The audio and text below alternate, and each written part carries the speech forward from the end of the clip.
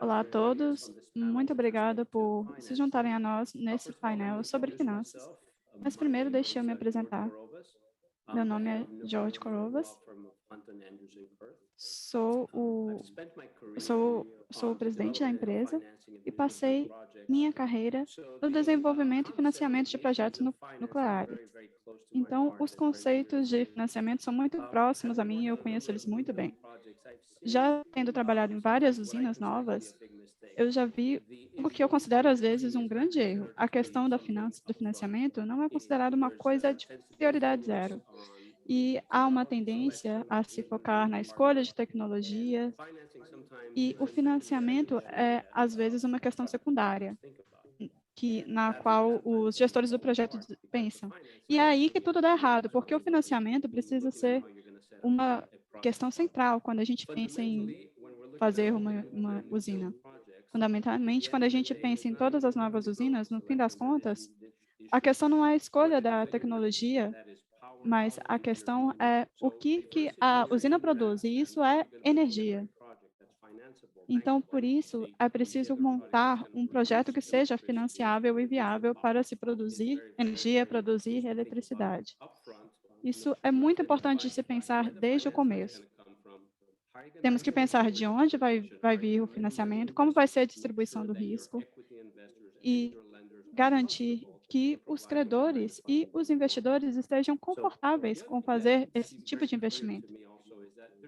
Uma coisa que também é muito clara para mim é que também não existe só um modelo no financiamento. E acho que hoje vamos ter uma grande oportunidade de ouvir 3 especialistas diferentes nessa questão e a experiência deles e ouvir quais são as perspectivas deles em financiamento. E vocês vão ver que o financiamento precisa de apoio governamental e também de outras instituições infragovernamentais, como agências de exportação.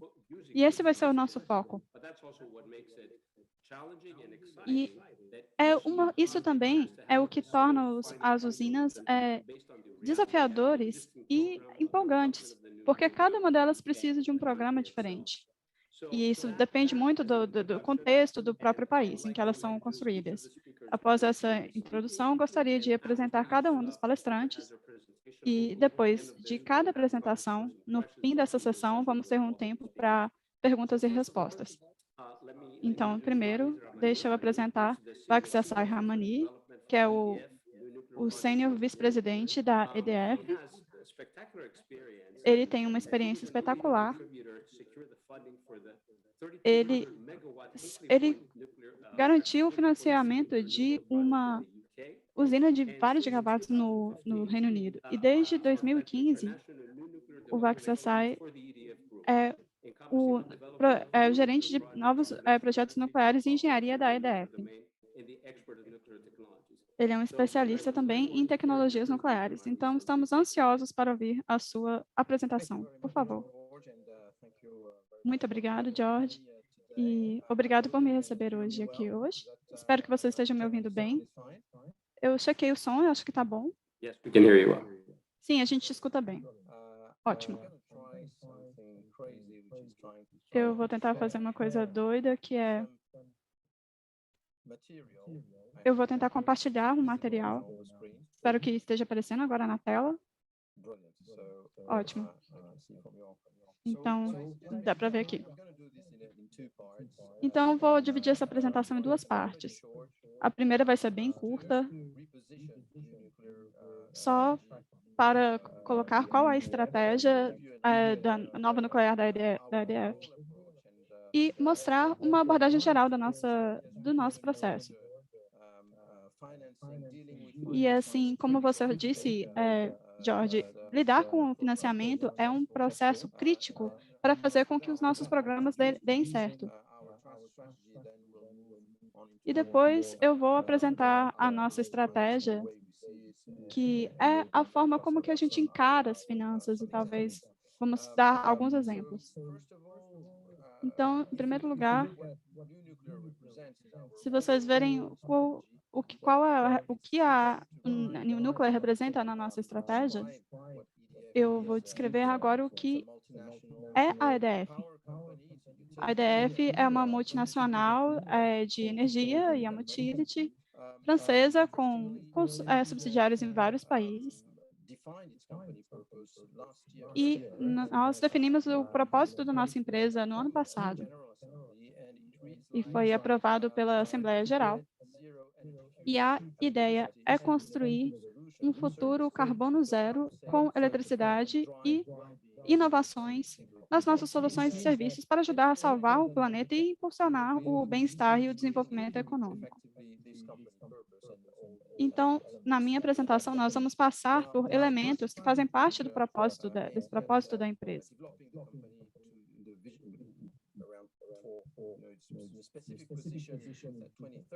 Vamos ver a posição específica da empresa em 2030, nós chamamos de CAP 2030. E é uma expressão, é uma estratégia que lida muito com os clientes, mas eu não vou falar muito disso agora. E também é sobre como no mundo todo a nossa empresa vai passar pela transição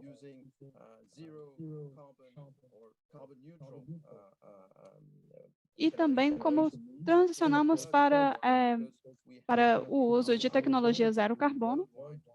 E também vamos falar sobre como vamos nos posicionar nos países em que operamos de forma a fazer uma diferença. Então, vocês podem ver que dentro da questão da energia e o objetivo de ter uma emissão de zero carbono, nós empregamos vários reatores VPRs e um SMR. E para efetivamente empregar essa estratégia, nós estamos, claro, desenvolvendo nosso portfólio de reatores. Nosso portfólio de reatores tem 3 produtos principais. O primeiro, que é o mais conhecido, é o reator de terceira geração EPR, ou de água pressurizada. E ele é da geração 3+. Ele já está em operação e está sendo construído em um outro lugar ainda. E essa é a nossa bandeira para a geração de energia. Ele é um reator de grande porte. Tem uma produção de 1.650 megawatts elétricos.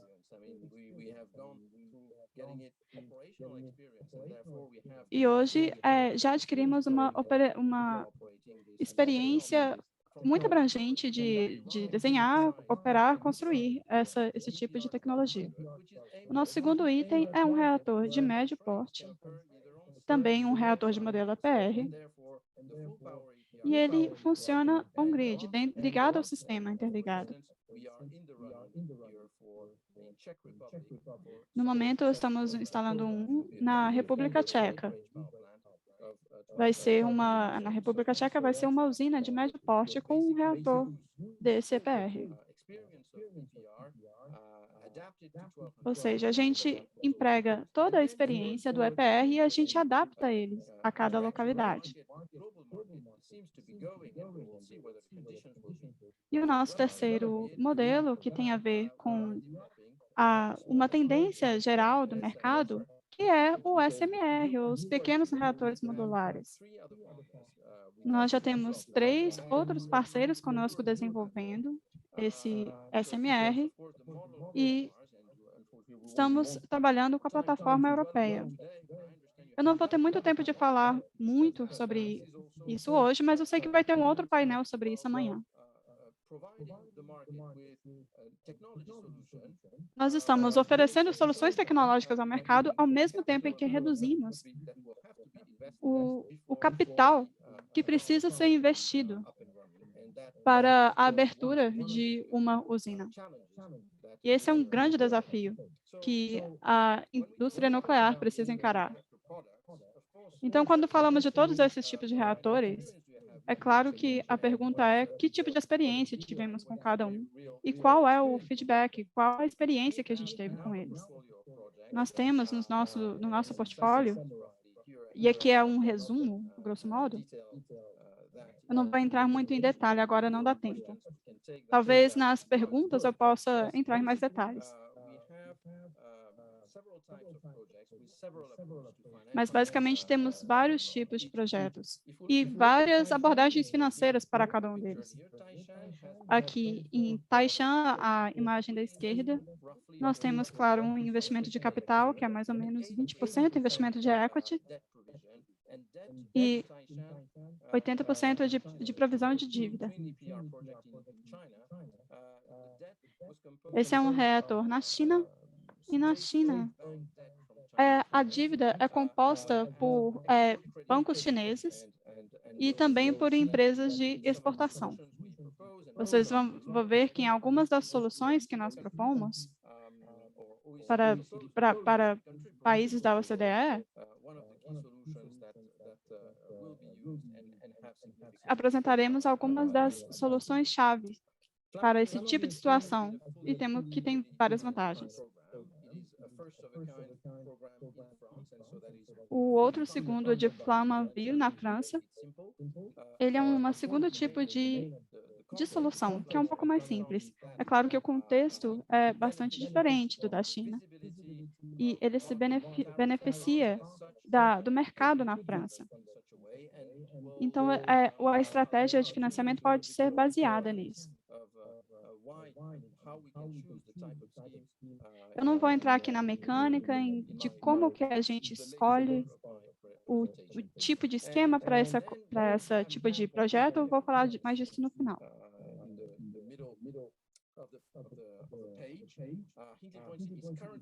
No meio da página, vocês podem ver o Hinkley Point C, que ele está no meio da construção.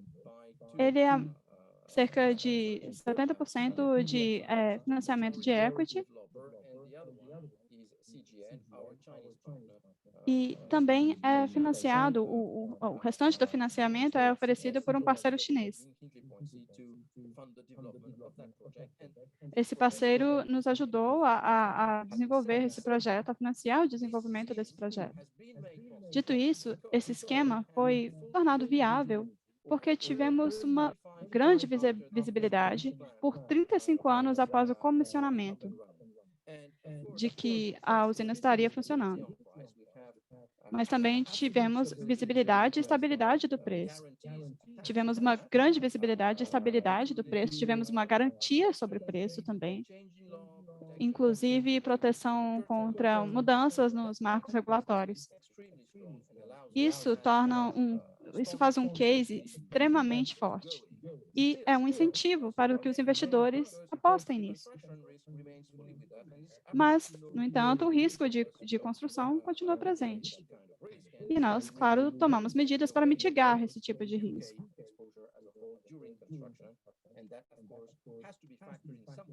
E, claro, isso tem que ser colocado na equação. Mas nós vamos voltar a isso um pouco mais tarde. Se vocês pensarem um pouco mais no mundo do desenvolvimento, a parte azul e a parte verde é um pouco mais sobre o que a gente já fez. E agora, essa parte que eu vou falar agora, de desenvolvimento, é uma coisa que eu quero fazer, a gente quer fazer no futuro.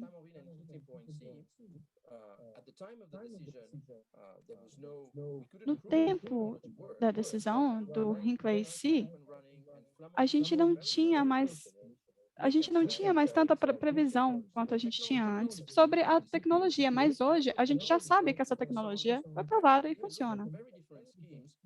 Então, podemos ver vários esquemas diferentes para poder medir o uso dessa tecnologia e avaliar. E assim, colocamos empregar o que chamamos de uma base de ativos regulada. Os investidores que investem desde a construção já começam a ser remunerados, é uma coisa que diminui bastante o risco. Enquanto isso, o governo aceita assumir parte do risco. Então, dessa forma, o projeto pode ser financiado eficientemente. Jaitapur fica na Índia e nós estamos com uma discussão bilateral com o governo indiano. sobre as utilities do lugar e como que podemos desenvolver esse projeto. E agora, em abril, nós respondemos a uma licitação de 7 EPRs.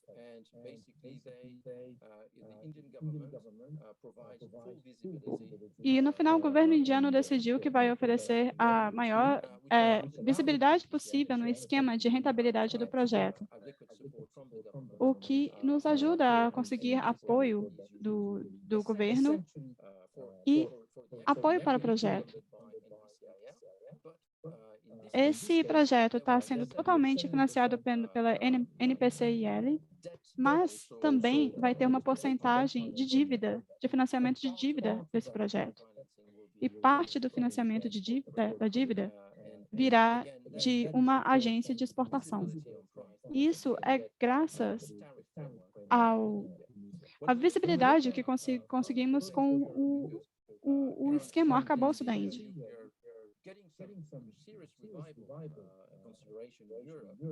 Podemos ver que esse tipo de projeto está recebendo uma reconsideração melhor na Europa. A gente vê esse tipo de projeto na República Tcheca, que está construindo que está com esse projeto, e outros países, como a Holanda e a Polônia, que estão interessados nesse tipo de obra. Na República Tcheca, por exemplo, o governo está muito focado em ajudar a financiar essas obras. Desde que qualquer tecnologia que seja construída na República Tcheca não vai ser uma tecnologia nunca antes testada, o que é muito justo. O teste não vai ser na própria República Tcheca, vão ser só tecnologias que já foram testadas. Esse tipo de mentalidade já foi discutida dentro da esfera da União Europeia e há vários países que estão buscando esse tipo de fonte de energia e a inclusão de energia nuclear no sistema interligado, o que oferece oportunidades para o nosso setor.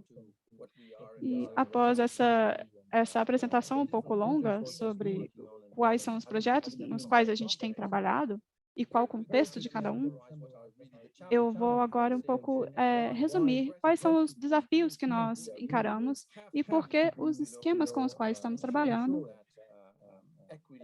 têm garantido que o investimento de capital possa, de fato, ser remunerado durante a construção. Então, o que temos agora na tela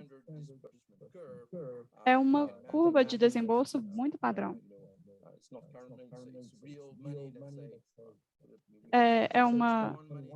É um capital de 2021, você pode dizer que na verdade não faz tanta diferença. Mas o que vocês podem ver no começo da curva, na parte azul à esquerda, é o custo de desenvolvimento do projeto, que significa elaborar o desenvolvimento a ponto que a gente consiga tomar decisão para fazer o que chamamos, na nossa linguagem, de decisão final de investimento. E após que começa o desembolso, temos, então, os custos de construção.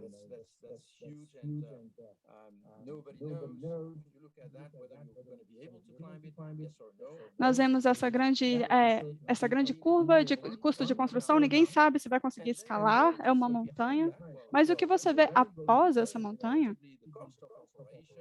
é um grande vale em que o custo de operação é muito baixo. Então, a gente devia pensar nisso no momento que está escalando a montanha do custo de construção. Você tem que manter em mente que você vai conseguir ganhar um dinheiro depois. O que precisamos pensar a que preço a eletricidade vai ser vendida. E quanto mais cedo você quiser receber o lucro, mais alto vai ser o preço. Só que no mercado de energia isso não vai funcionar bem. Principalmente porque a gente precisa combinar com os governos qual vai ser o preço final. Então, quando você faz aquele compromisso que tem um desembolso grande no começo e que você vai precisar de uma visibilidade por muito tempo, você está pensando de 25 a 40 anos de tempo que você precisa lidar com o risco de construção. Se a gente olhar para esse gráfico de uma outra forma, é a mesma imagem, mas de uma perspectiva diferente. A gente vê que aí, depois da decisão, que antes da decisão final de investimento, ninguém vai se juntar a você. Você precisa, como utility, você precisa assumir o risco.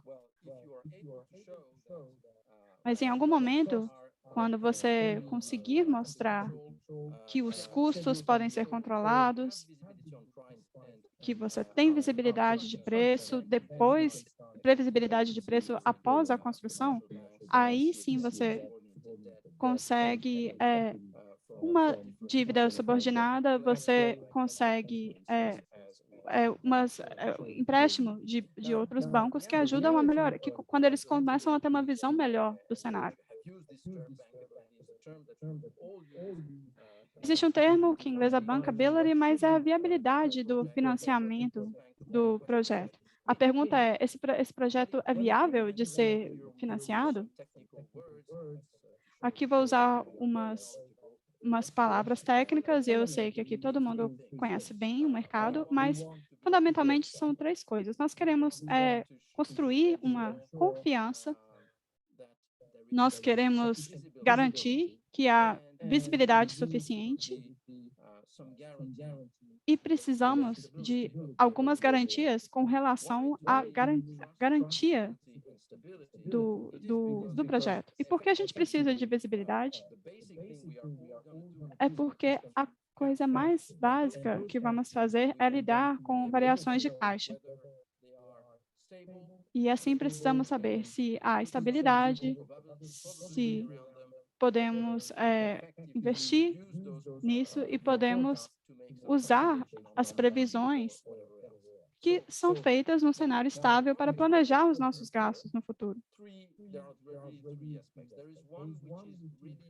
Há alguns aspectos na questão nuclear. Tem um que é muito ligado ao aspecto nuclear, que é a segurança nuclear. Todo mundo quer garantir que o ambiente em questão de segurança é muito assegurado.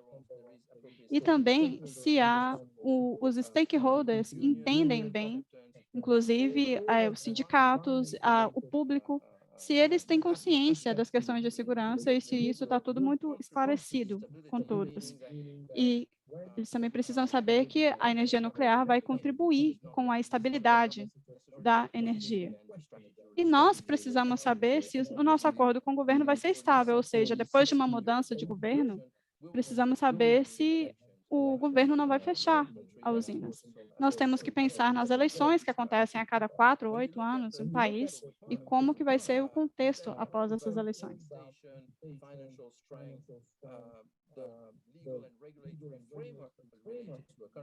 O marco regulatório, a reputação, a estabilidade de um stakeholder, todas essas coisas devem ser levadas sempre em consideração, porque esses aspectos podem, de fato, arruinar o negócio.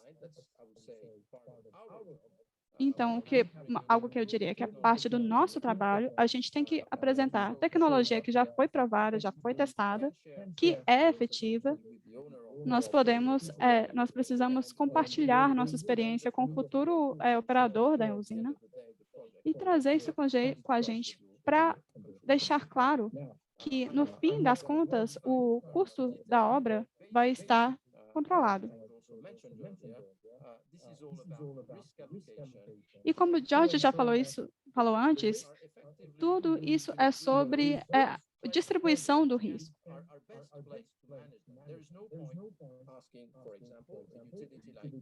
Nós trabalhamos com vários players e não adianta, por exemplo, pedir para uma utility, como a DF no Reino Unido, integrar todo o risco da inflação no preço, porque a gente não tem controle sobre a inflação.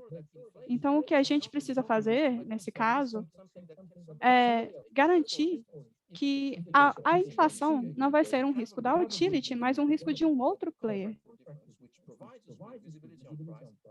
Nós precisamos do apoio do governo, que oferece visibilidade no preço, para que a gente não possa também, a EDF, assumir mais esse risco.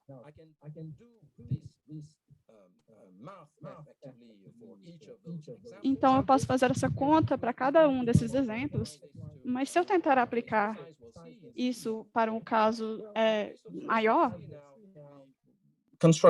vai ficar um pouco longo para essa apresentação. Eu posso falar que em alguns projetos a gente consegue diminuir esse risco quando a gente consegue distribuir o risco de forma efetiva.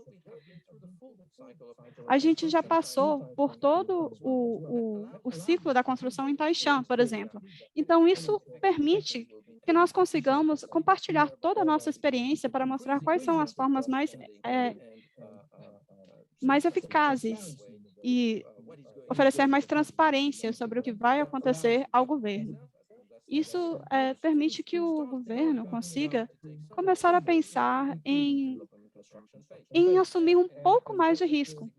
E, claro, isso muda significativamente a distribuição do risco e, dessa forma, isso atrai ainda mais a confiança dos investidores, principalmente quando o governo, no caso que eu estou falando agora, do Reino Unido, quando o governo entra de forma ativa assumindo os riscos.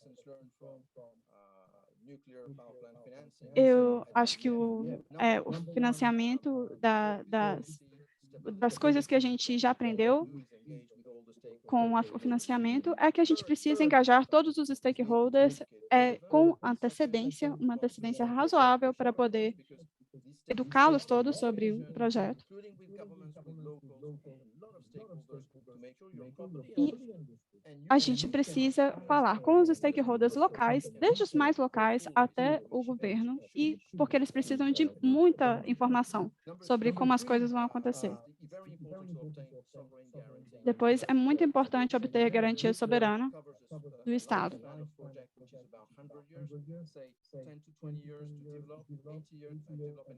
Se um projeto tem uma vida útil de 100 anos, nós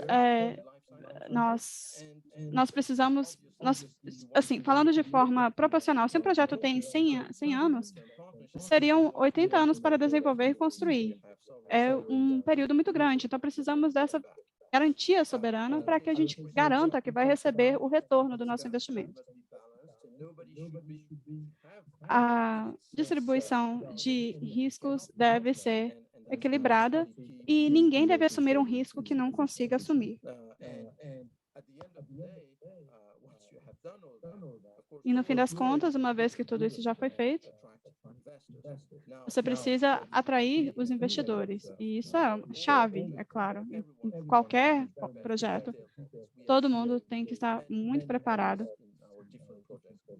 para poder receber todas e oferecer todas as informações que são necessárias.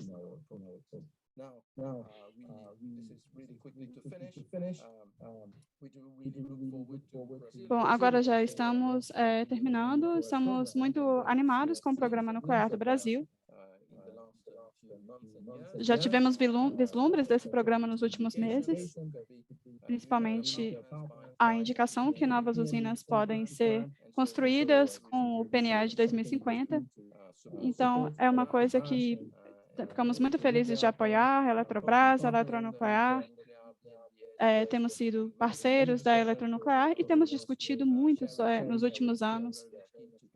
Temos compartilhado muito da nossa experiência e gostaríamos muito de continuar fazendo isso.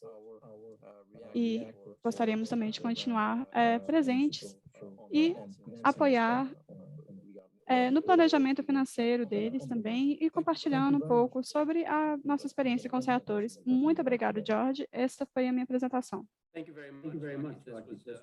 Muito obrigado. Isso foi muito foi muito interessante ouvir todas essas a sua apresentação. Tenho certeza que virão muitas perguntas agora na sessão de perguntas e respostas. Mas agora vamos passar à próxima palestrante e vamos passar para a sessão de perguntas e respostas no final.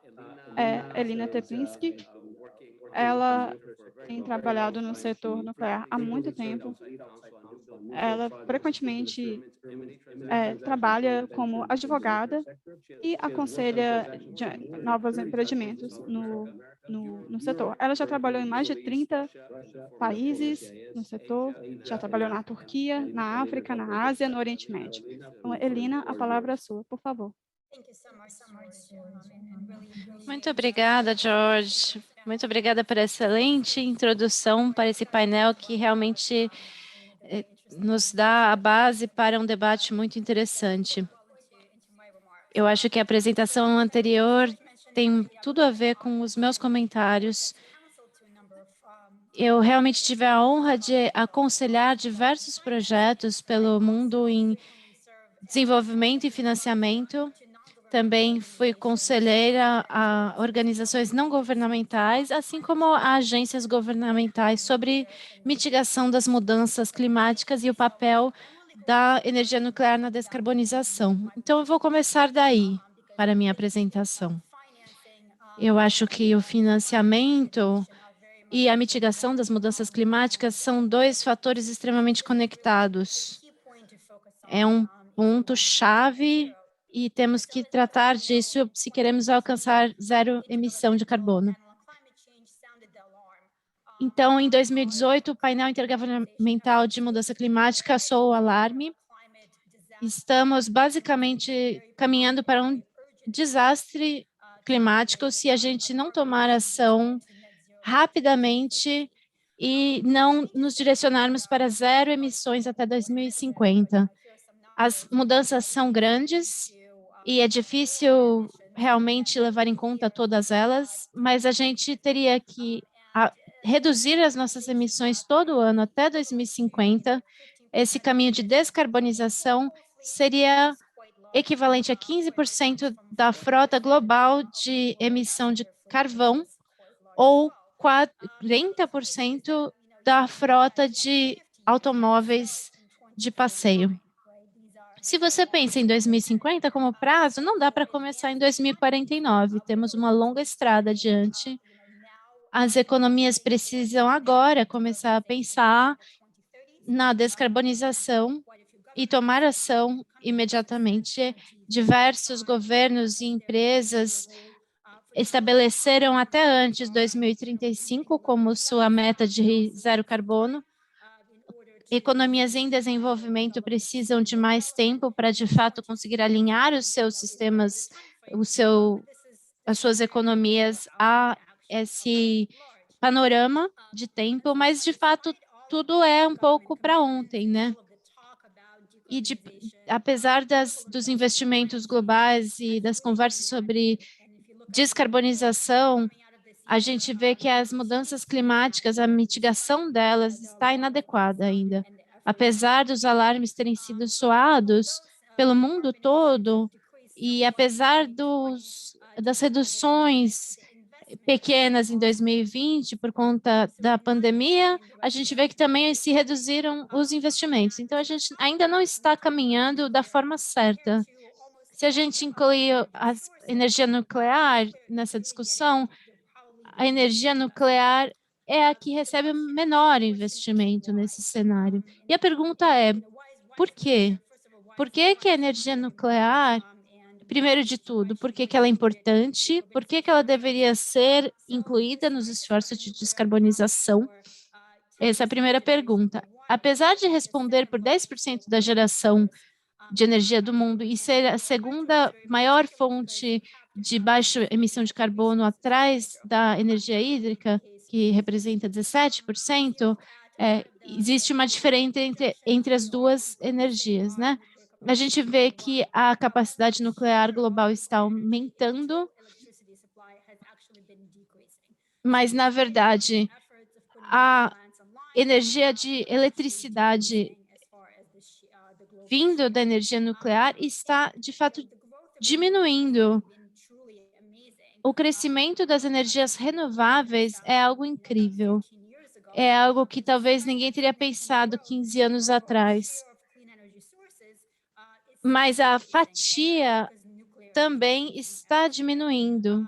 A fatia da energia nuclear está diminuindo e de renováveis também.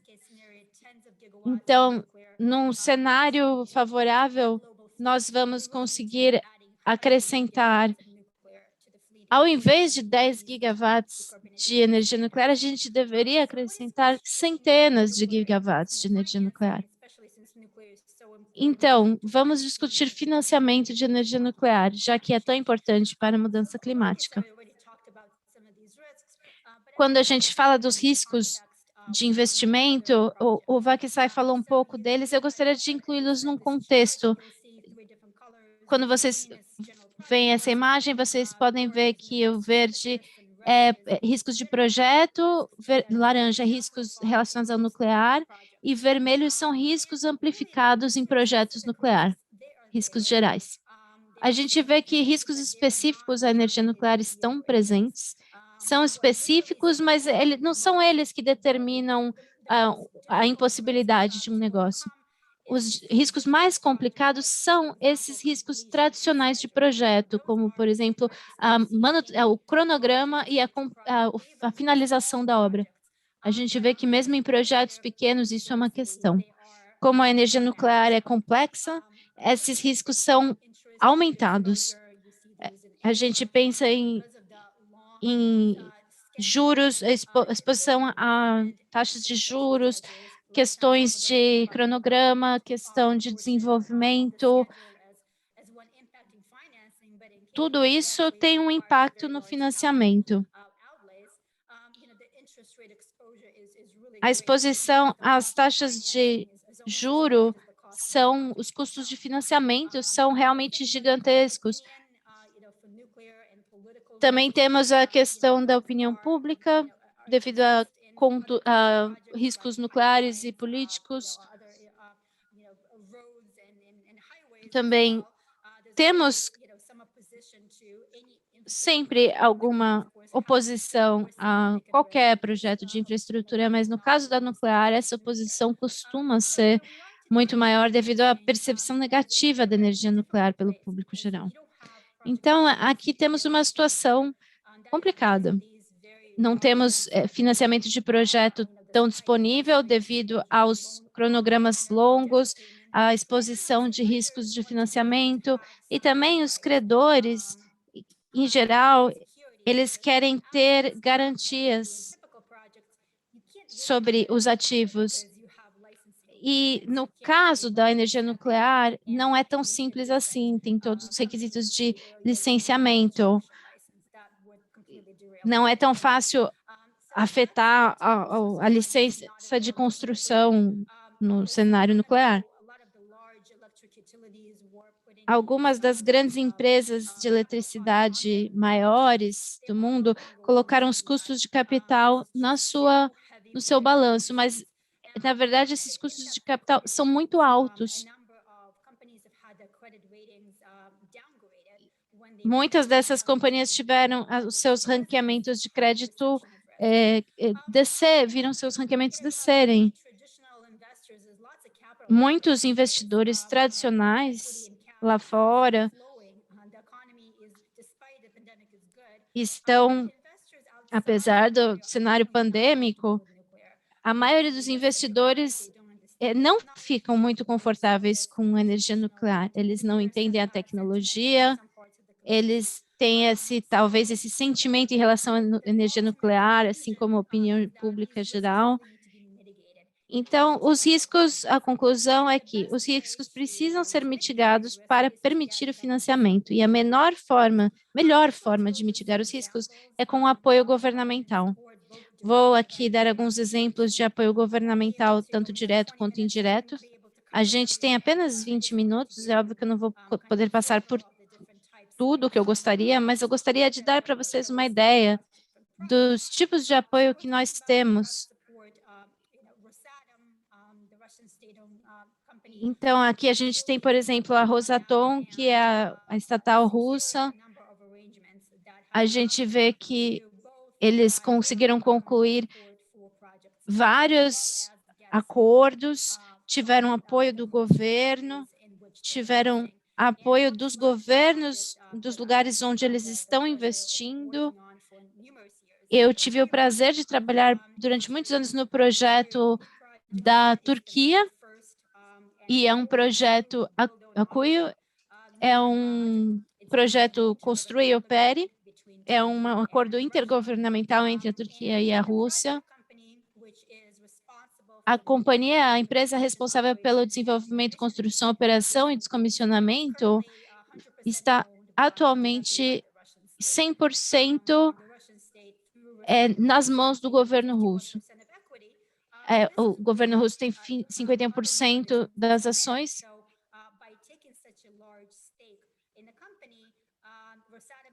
Então, aqui estão tentando buscar apoio de outros agentes não governamentais. E também é interessante que conseguimos um desenvolvimento sustentável de 2 bancos russos. E essa é a primeira vez que eu vejo isso na indústria nuclear. Conseguir empréstimo para um tipo específico de tecnologia sustentável. E isso, ao longo do tempo, vai ajudar o apoio do projeto durante a fase de construção, que é de 5 a 7 anos. Isso é um mecanismo muito importante. Outra questão única é que o projeto de Reykjavik é um projeto muito menor. E eu tenho certeza que vocês muitos já conhecem esse tipo de projeto em que se há usuários de energia e de calor que oferecem investimento para o projeto. Então, esse tipo de equity aumentou a confiança no projeto. Também conseguimos um financiamento do fundo russo, o que nos garantiu um caixa significativo, 2,3 bilhões de dólares para esse fundo. É uma quantidade muito significativa. Então, esse é um outro exemplo de uma parceria público-privada bem-sucedida. Os investimentos são mais ou menos com base em créditos e incentivos de crédito. Temos alguns projetos que tiveram alguns problemas, mas estão prestes a entrar em operação e se beneficiaram muito de um programa de garantia do governo, em que 8,3 bilhões de dólares foi oferecido em forma de garantias de empréstimo. Então, recebemos essas garantias do Departamento de Energia dos Estados Unidos, mas também recebemos financiamento direto de um banco de financiamento, tanto bancos de desenvolvimento, na verdade, quanto de bancos comerciais. Então, conseguimos esse financiamento com taxas de juros reduzidas. E esse projeto foi construído no mercado regulado. Dessa forma, a empresa que está construindo, a empreiteira, consegue repassar o custo para outros pares. E também temos o apoio governamental. O Sizewell C vai ser um projeto futuro e é um modelo que é mais ou menos parecido com o modelo de um mercado regulado nos Estados Unidos. E nos Estados Unidos é chamado de modelo regulado com base nos ativos.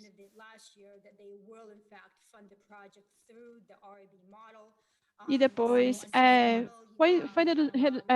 o governo do Reino Unido decidiu que iria financiar esse projeto com base nesse modelo de base de ativos regulados, ou modelo RAB.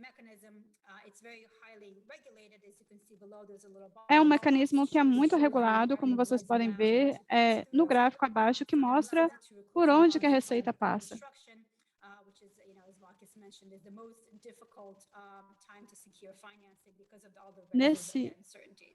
nesse momento, é um momento que está mais difícil conseguir investimento para a construção por causa dos riscos, mas mesmo assim conseguimos um processo bem sucedido. O financiamento de exportação é um outro tipo muito bom de financiamento. Temos o financiamento que vem direto do governo, ou então a partir de agências de exportação. Há algumas outras agências que conseguem oferecer equity direto.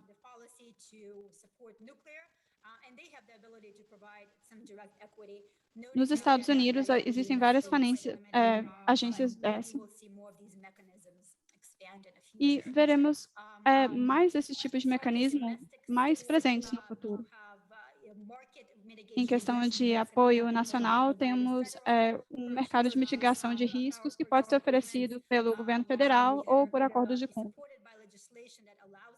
Isso pode ser apoiado por leis que permite que o governo entre em acordo de até 40 anos, e isso é muito importante para o setor nuclear.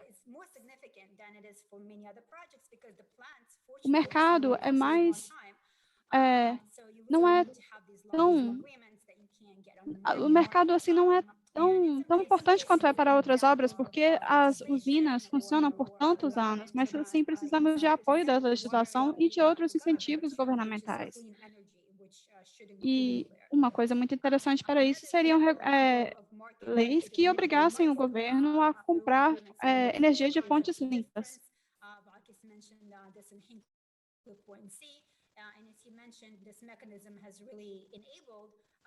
Esse tipo de mecanismo já ajudou a trazer vários outros apoios de financiamento. Então, esses mecanismos federais são muito eficazes em abrir novos tipos de financiamento e até de investimento privado. Claro, também temos investimentos, incentivos de impostos. Podemos ter também créditos de carbono, o que é uma coisa que as usinas nucleares podem se qualificar. Os governos precisam ajudar nesse caso.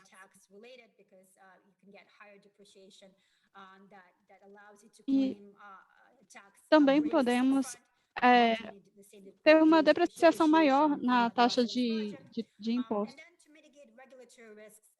E para mitigar os riscos regulatórios, já vimos vários programas nos Estados Unidos. Tivemos um programa de seguro.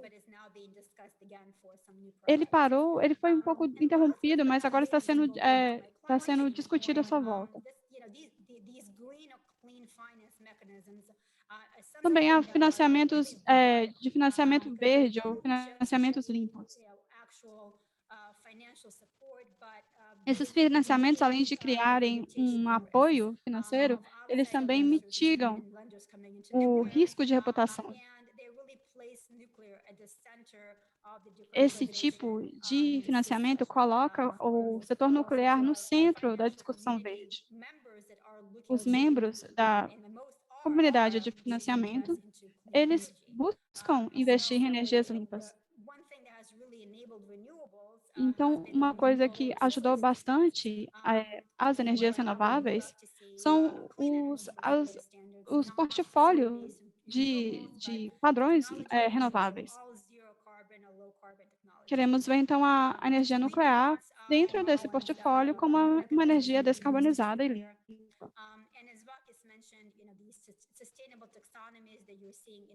O que vocês já estão vendo nas taxonomias sustentáveis da União Europeia e do Reino Unido é que é importante garantir a inclusão da energia nuclear. Vamos falar um pouco de SMRs, eu sei que tem um painel só sobre eles, mas é um tópico muito importante. Porque quando a gente fala de SMRs, a gente fala de financiamento. Porque muitos dos riscos que a gente fala das grandes usinas podem ser mitigados por SMRs, com os reatores SMRs, que são menores e podem ser construídos dentro de fábricas. Os custos de capital são melhores, o tempo de entrega é mais curto, os riscos de conclusão são menores há muito menos riscos de mercado, podemos ter mecanismos diferentes e também o tempo de construção é muito menor. E tudo isso contribui para uma exposição menor à taxa de juros e faz com que as obras sejam muito mais viáveis. Mas toda essa questão ainda é um pouco teórica. Temos alguns reatores que estão sendo produzidos, algumas ONGs já mostraram alguns relatórios de resultados e temos ainda alguns reatores que já estão em operação e usinas por todo mundo que estão usando eles, mas a maior parte ainda está em fase de planejamento. Então, ainda está um pouco difícil confirmar que todos esses riscos foram mitigados e convencer agentes privados a apoiar esses projetos. Então, a pergunta é por que a gente quer investir nesses SMRs? Por que a gente não usa outras renováveis? E há várias respostas a essa pergunta, mas se vocês pensarem na questão dos custos, tem aqui um estudo interessante do Departamento de Energia dos Estados Unidos, e esse estudo mostra que, devido à capacidade e à estabilidade e à confiabilidade desses reatores, o custo de investimento são, de fato, apenas uma fração do que eles representam enquanto renováveis. Então, a gente tem que pensar nisso quando a gente considera investir na energia nuclear. Então, é importante mostrar isso para o governo quando a gente entrar em diálogo com eles e dizer que os reatores SMR, eles são um grande ativo para a cadeia de suprimento. Eles qualificam e eles otimizam novos fornecedores. Eles têm grande disponibilidade de combustível, como o hélio, hidrogênio e outros. E quando a gente pensa na geração de amônia e hidrogênio, os programas por todo mundo que apoiam os SMRs,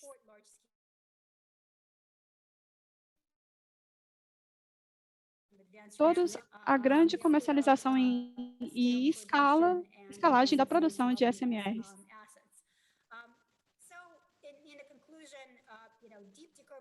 Então, para concluir, uma grande descarbonização, pelo menos na minha humilde opinião, que eu acho que é compartilhada com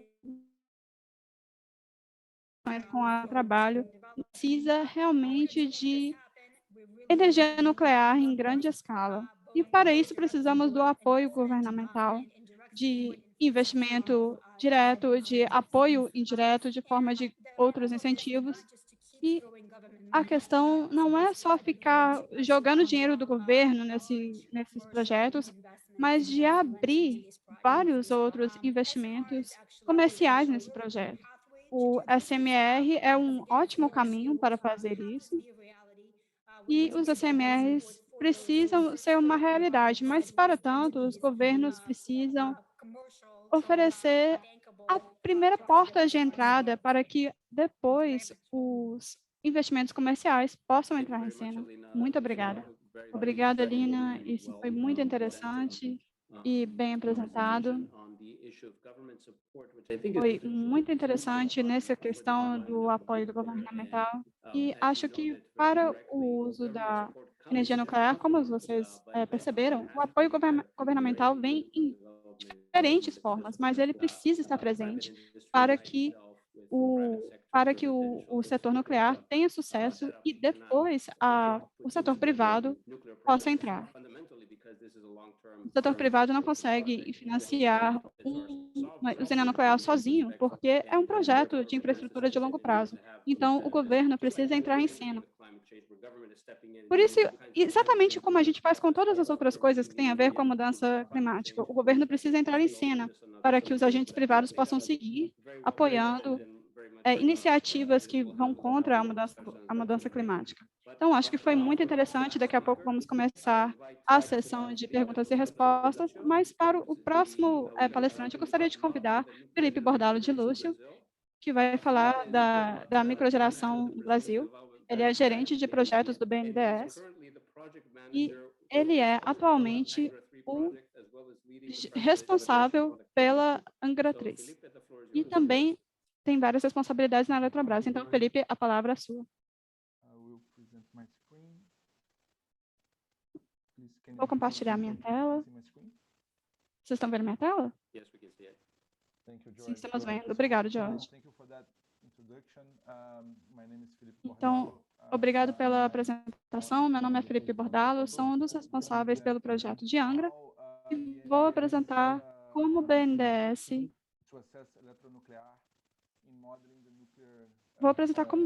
está acessando a eletronuclear e a Angra 3 no Brasil. É um trabalho muito desafiador de fazer essa apresentação depois da Elina e do Vaxali. Eles demonstraram a experiência deles no desenvolvimento do setor nuclear, mas eu vou tentar apresentar alguma coisa nova sobre os projetos aqui no Brasil. Então, primeiro, deixa eu só esclarecer. Eu trabalho no BNDES, o Banco de Desenvolvimento do Brasil, mas eu não sou do ramo financeiro, nem do ramo de investimento. Eu sou do ramo de estruturação de projetos.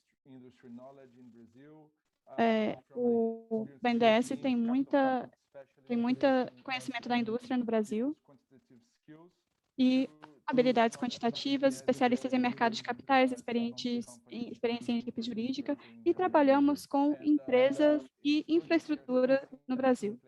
No momento, estamos assessorando a Eletronuclear, que é uma parte uma subsidiária da Eletrobras, uma estatal, e temos 3 usinas nucleares, 2 em operação e uma em construção, que é a Angra 3. Angra 1 e Angra 2 entraram em operações em 1985 e no ano 2000, respectivamente, e a Angra 3 começou a ser construída nos anos 80. A construção foi interrompida 2 vezes e agora ela voltou a ser iniciada. A Angra 3 tem a mesma tecnologia de Angra 2 e a tecnologia Siemens KWU é adquirida pela Framatome, que está 65% finalizada e tem um investimento de 15 bilhões de reais. E ainda faltam 3 bilhões de reais. O BNDES começou a avaliar a eletronuclear em 2019. Começamos a analisar 3 modelos anteriores que foram apresentados pelo Ministério de Minas e Energia do Brasil, pela Eletrobras e pela Eletronuclear também. E apresentamos um relatório do modelo conceitual de vários módulos e estamos propondo um 4º modelo que será provavelmente que tem mais possibilidade de ser implementado. E agora estamos realizando a fase 2 desses projetos. Isso significa que após receber a aprovação necessária dos modelos apresentados, estamos contratando assessores legais, assessores de engenharia e financeiros para nos ajudar a implementar esse modelo. E também a realizar o contrato de EPC e de financiamento. Então, como disse antes, temos 3 modelos na mesa. Esses 3 modelos têm a particularidade de tentar alocar todos os riscos de projeto, ou seja, o risco de construção, de financiamento e de operação, em apenas um parceiro privado. Então, a Eletronuclear, a Eletrobras e o ministro de Minas e Energia estavam buscando um parceiro privado gigante no mundo para assumir todos esses riscos. E, claro, isso foi muito difícil e muito improvável de ser realizado. As sondagens de mercado indicaram uma baixa atratividade desse modelo. Os parceiros privados em potencial que consultamos nessa saudade de mercado, eles estavam preocupados com a questão dos dividendos, o que, de acordo com a lei brasileira, eles poderiam controlar a empresa, mas não receberiam os dividendos em 3 anos consecutivos. Eles queriam participar da governança corporativa, o que era um pouco complicado, porque aqui as operações nucleares devem ser controladas pelo governo federal. Além disso, eles também exigiram a garantia do principal e a remuneração durante o período da obra pelo dinheiro que foi investido.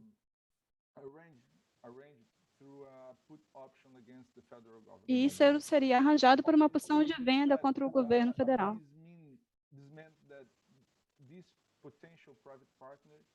Ou seja, esse parceiro privado em potencial, ele gostaria de alocar todos os riscos potenciais de volta para a Eletrobras e para o governo federal.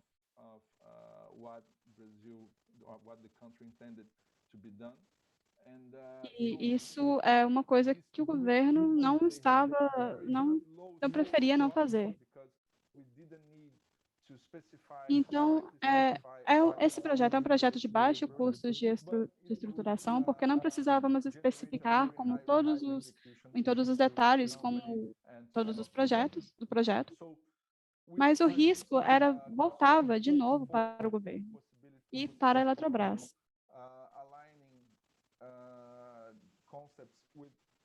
Então, pensamos um outro módulo alinhando parâmetros com vários outros stakeholders em potenciais. Também, é claro, a Eletronuclear e a sua controladora Eletrobras.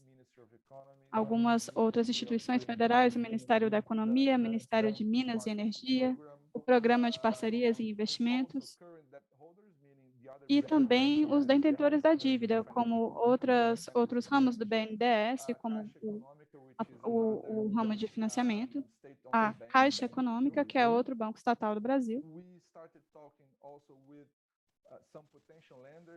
Conversamos também com alguns possíveis credores, os principais bancos do Brasil, e também algumas possíveis empreiteiras de EPC, como a Framatome, a EDF, o Banco da China, a Westinghouse. Então, desenvolvemos um modelo que permitiria que cada stakeholder se interessasse em participar desse projeto.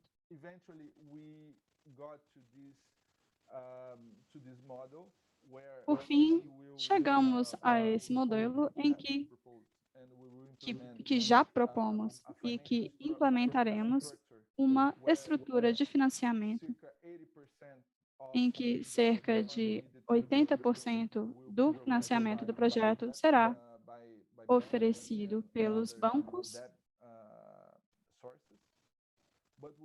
e outros detentores de dívida, mas também receberemos outras fontes de equity da Eletrobras e do governo federal.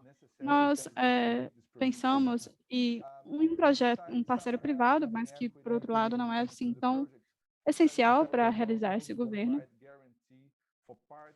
E também ofereceríamos garantias para parte da dívida que seria gerada com bancos nacionais e internacionais.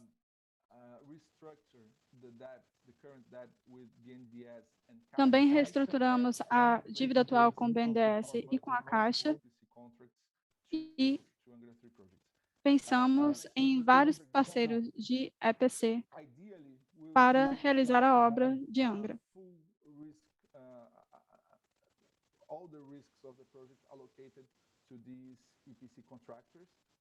Idealmente, todos os riscos seriam alocados para o parceiro de EPC. No entanto, sabemos que esse conceito ideal não será possível. Assim, tentamos aproximá-lo o máximo possível desse conceito ideal. Em comparação com os outros modelos, Esse modelo proposto possibilitaria que o governo federal e a Eletrobras não fossem assim tão expostos aos riscos de construção, operação e financiamento. Podemos atingir um grande conjunto de parceiros em potencial. Temos uma distribuição de risco que permite uma negociação com os detentores de dívida atuais, de forma com que também o governo federal obtém garantias para as novas dívidas.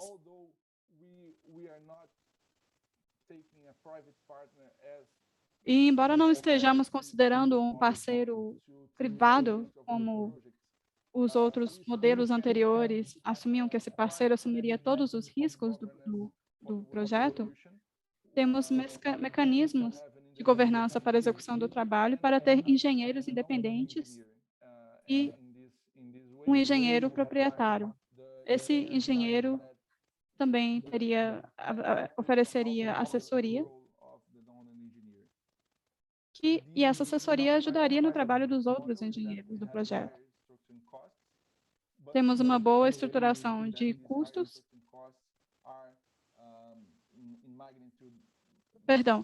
Temos custos de estruturação mais altos, mas esses custos vão mitigar os outros custos em cerca de 15 bilhões de reais.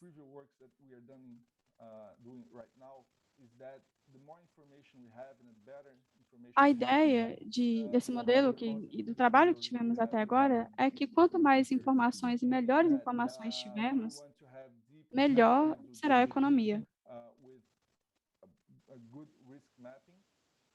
Tivemos um bom mapeamento de riscos e também fizemos uma boa distribuição de responsabilidades entre os muitos stakeholders do projeto.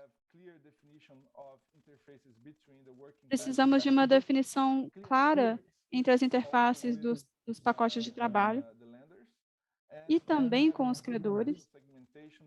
E precisamos de uma boa segmentação de investidores. O que significa que sabemos que não é ótimo ter um único credor, mas o ideal é ter vários tipos de credores, bancos nacionais, bancos de desenvolvimento. Também podemos considerar títulos e mercados de capital. E toda essa combinação diminuiria o custo do prêmio da dívida.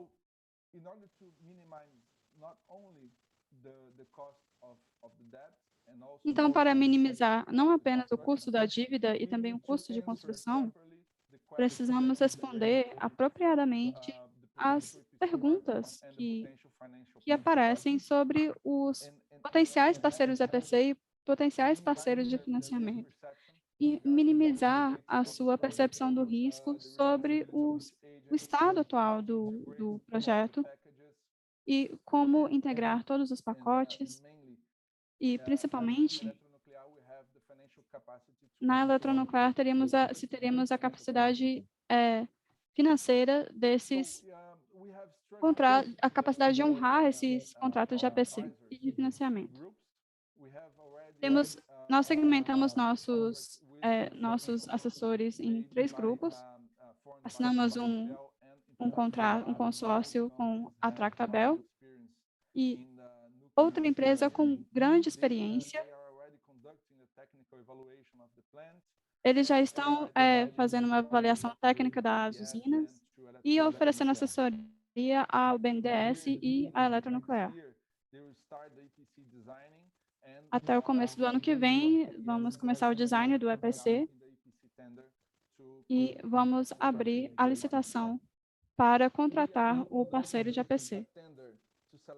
Estamos agora com o processo de licitação para outro consórcio, o consórcio B, que é como chamamos, que fará toda a due diligence da eletronuclear, a due diligence de a contabilidade, a jurídica, de licenciamento, recursos humanos, de meio ambiente, sociedade e governança, para que possamos oferecer essa informação a todos os parceiros.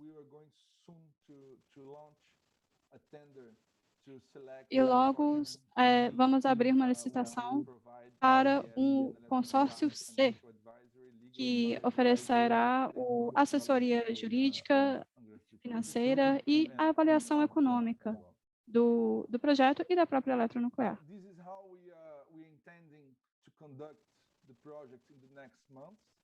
É assim que planejamos conduzir a obra nos próximos meses. Então, de junho de 2021 a dezembro de 2021, vamos fazer a avaliação técnica que foi feita pela Tractabel e pela Empresários Agrupados. Após isso, começarão os relatórios de monitoramento de obras mensais. Como eu disse antes, eles também proporão o design de APC, como dividir o escopo de APC em diferentes pacotes e talvez em diferentes contratos, e a assessoria de engenharia até o final do ano que vem. Com o consórcio B, faremos todas as outras due diligences até setembro de 2021, dezembro de 2021, que seria terminada junto com a avaliação técnica que já está acontecendo, e assim atuaríamos em paralelo com o serviço B, mas continuaríamos até o final do ano, conduzindo as avaliações e todas as outras avaliações econômica, do diligence, a técnica.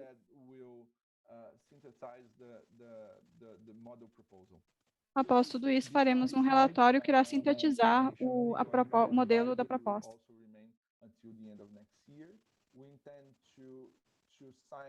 A assessoria financeira e legal continua até o final do ano que vem. O EPC aconteceria até junho de 2022. Esse é um cronograma ainda, mas por enquanto estamos nos atendo ao cronograma e acreditamos que vamos conseguir concluir o projeto até o fim do ano que vem. Muito obrigada pelo seu tempo. E, Jorge, te devolvo a palavra e fico à disposição para quaisquer perguntas. Muito obrigada, Felipe. Foi uma ótima apresentação sobre a remodelagem do projeto e o status atual do projeto. Acredito que foi muito interessante para todos. Gostaria de perguntar, muito obrigada pela apresentação. Gostaria de saber dos outros apresentadores de hoje. Temos mais ou menos 15 minutos, talvez a gente possa conversar um pouco.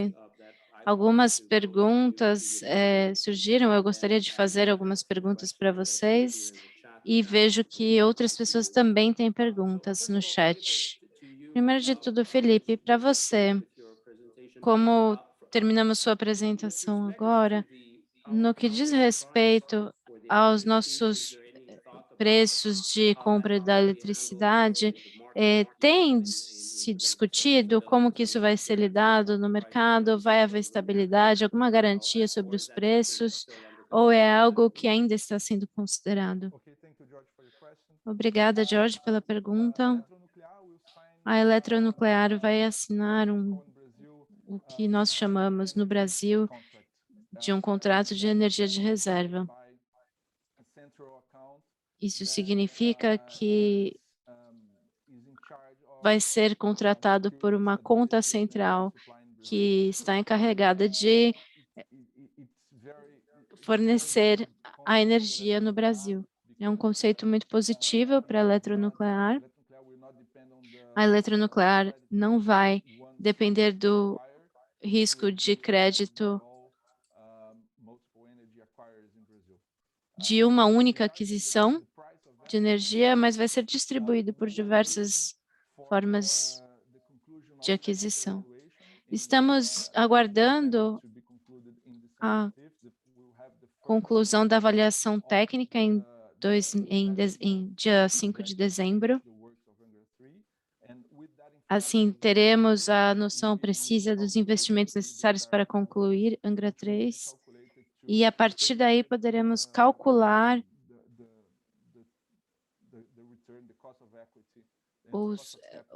o quanto será necessário para pagar o custo de equity e de capital da obra. Então, a ideia é que teremos uma obra viável e, em breve, essa projeção de investimentos. Muito obrigada. Gostaria de perguntar, da sua perspectiva,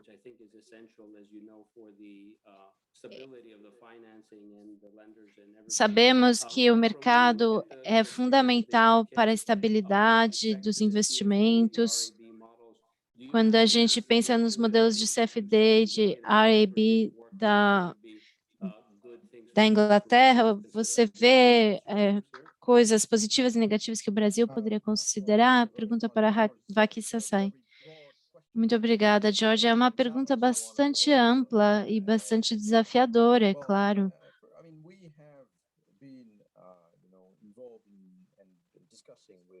Estamos discutindo junto com a eletronuclear, estamos discutindo também estamos em conversas junto com o BNDES também. Eu acho que uma coisa que é muito valiosa no Reino Unido é que o relatório de demonstração da estabilidade é um ponto muito positivo, do ponto de vista legal e regulatório. Qualquer iniciativa do governo bota em questão a confiança frente aos investidores. Os investidores, eles sabem que não importa se mudar a gestão, haverá uma abordagem nesse sentido de oferecer confiança para o investidor. Esse tipo de monitoramento do histórico de relação com os investidores que o Reino Unido faz é mais ou menos sem precedentes e é muito importante quando a gente pensa em financiamento. Eu acho que é um ponto realmente importante o governo poder pensar como que ele pode, a longo prazo, oferecer estabilidade, seja para a finalização da construção de Angra 3, para a criação de um marco regulatório.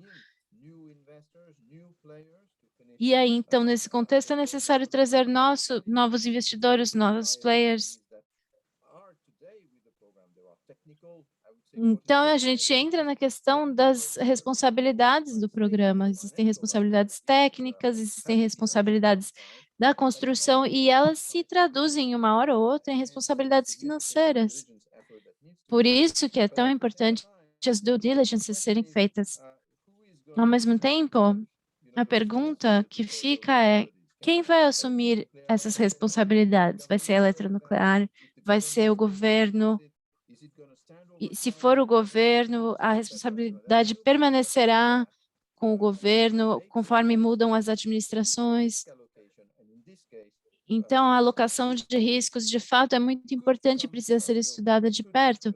O risco que poderia provir no futuro relacionado a causas atuais relacionadas ao projeto que poderiam ter sido resolvidas no passado, né? É uma interface muito delicada.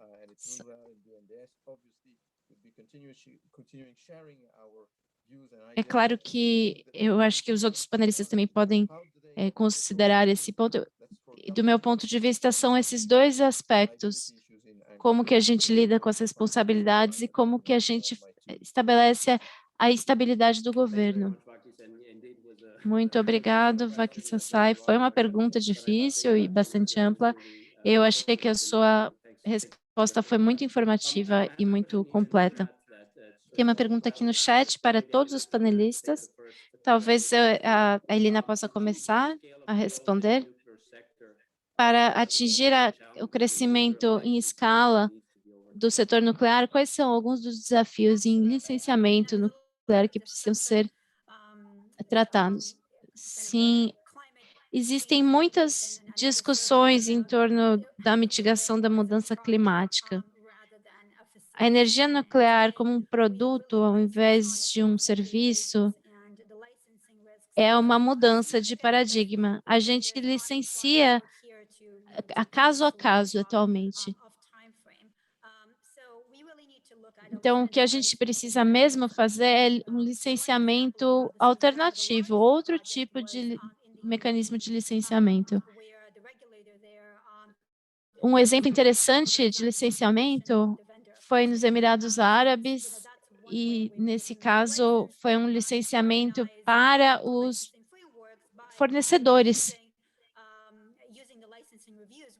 Então, usar as revisões de licenciamento é muito importante. Em vez de recriar o licenciamento do zero, os reguladores precisam se coordenar melhor também. As ações precisam ser mais bem direcionadas nesse sentido. O NRC, órgão regulador dos Estados Unidos, precisa estar mais alinhado com o governo americano. Ao mesmo vale para o Canadá. Os reguladores precisam estar alinhados no sentido também de aceitar as conclusões uns dos outros com relação a certos tópicos. Os mecanismos de licenciamento também precisam ser mais alinhados com a questão dos riscos. É claro que diferentes jurisdições lidam de formas diferentes, mas com certeza precisa ser um tipo de paradigma transversal à indústria. Os reatores que estão sendo criados são licenciados, são desenvolvidos pensando em licenciamentos simples. Portanto, o licenciamento precisa ser simplificado. Muito obrigada, Elina.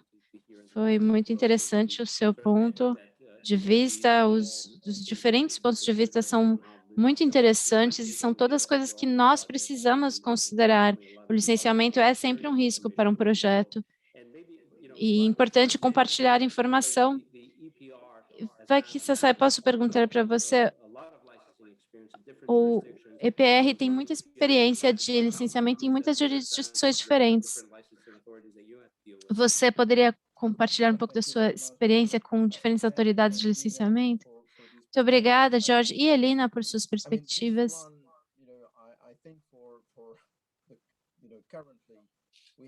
Eu acho que atualmente nós precisamos reconhecer que o licenciamento continua sendo, em grande medida, uma questão importante e soberana. Os reguladores estão num contexto de soberania. É claro que existe muita interação, existe muita troca entre organizações, instituições que promovem troca e cooperação. Na nossa operação com o EPR de terceira geração, o EPR foi licenciado em 4 países até agora. Isso é a França, a Finlândia, o Reino Unido e a China. Cada vez a gente tem que lidar com reguladores que têm sua própria mentalidade. A gente quase conseguiu a regulação do EPR nos Estados Unidos, e aí seria necessário adaptar a tecnologia ao contexto nacional.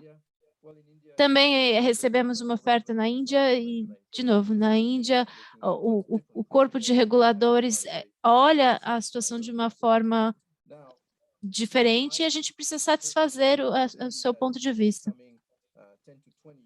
Eu não acredito pessoalmente que nos próximos 10 ou 20 anos haverá qualquer organização reguladora de fato, porque não existe essa dinâmica sendo encaminhada hoje em dia, não há ainda essa organização. Talvez, quem sabe, se a indústria inteira se mobilizar para isso, os governos se mobilizarem para isso, seja possível uma harmonização, quem sabe com o surgimento dos SMRs no mercado.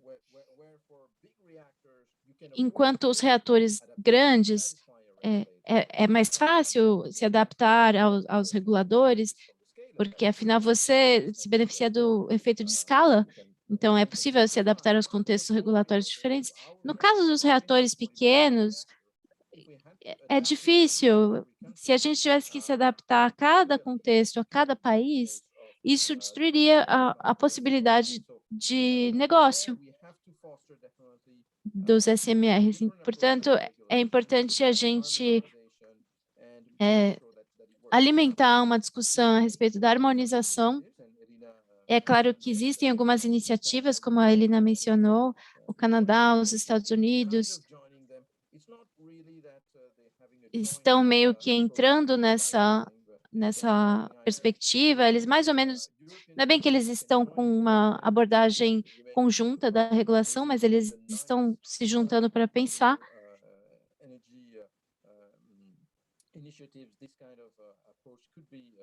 Então, talvez esse tipo de abordagem possa ser promovido em iniciativas no setor de energia,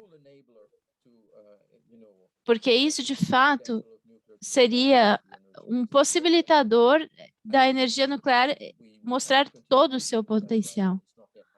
No contexto da descarbonização, temos que nos direcionar, mobilizar para isso. Muito obrigada, Vaki Sassai, é muito interessante. Com certeza é uma questão muito importante, porque, afinal de contas, o licenciamento é uma responsabilidade soberana e é algo que a gente precisa lidar com o regulador nacional. Como que a gente pode tornar isso mais eficiente é uma questão. Como que a gente pode evitar repetir as mesmas questões é sempre uma questão. Felipe, talvez essa seja a última pergunta. Você tem algo que você gostaria de compartilhar a esse respeito, quando você estava olhando a modelagem e a alocação de riscos? E qual é o seu ponto de vista, o ponto de vista do BNDES? E qual seria o tipo de responsabilização, quando você olha os investidores, os contratos possíveis? Obrigada, George. O risco de licenciamento vai ser alocado para a eletronuclear. Mas para minimizar o risco, estamos conduzindo uma licitação para escolher o consórcio que vai assumir, né, o processo. Estamos fazendo as due diligences para mapear os riscos possíveis, para mapear os riscos relacionados ao licenciamento. É importante dizer também que Angra 1, cujo licenciamento vai expirar em 2025, já está sendo estudado caso a eletronuclear já mandou um pedido para estender o seu tempo de vida útil por mais 20 anos para até 2045. E então, já está sob análise esse pedido pelas autoridades nucleares do país. Muito obrigada, Felipe.